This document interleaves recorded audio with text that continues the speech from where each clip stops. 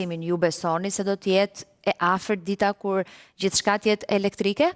Po, shumë shpejt. Brenda 5 viteve do fillojnë që të ndryshojmë. Kanë filluar tashmë, nuk është se ka...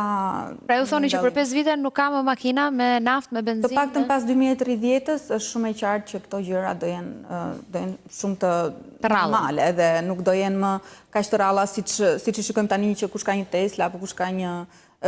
Shikojmë përdorimin e teknologjisë që do jetë shumë i thjeshtë, domethënë jo në base nuk do jetë në telefon. E drejtojmë ne teknologjinë apo teknologjia ne?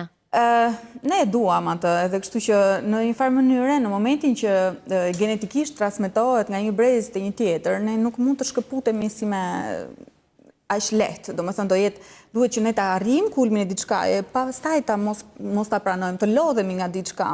Është shumë e thjeshtë, domethënë duhet që të arrish kulmin si nivel njerëzor, ndërgjegje njerëzore të gjithëve ne, apo e gjithë humanitetit, dhe pastaj kur ti lodhesh me një rend, domosdoshmërinë lind për një tjetër. Kulmi i zhvillimit qoftë nga ana teknologjike, po ashtu inteligjencë artificiale, të radhë që janë gjitha të lidhura me njëra tjetrën, një stopim apo një rënje të nivelit të krimit, mashtrimit, vjedhjes.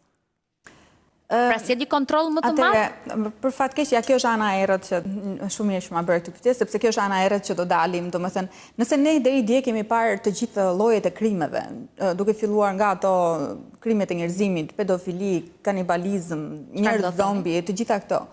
Përpara se ne të arrijmë një kulm të iluminuar ku të gjithë të gjejmë atë paqen e shumë kërkuar, duhet që më përpara të shikojmë këto të shkrira.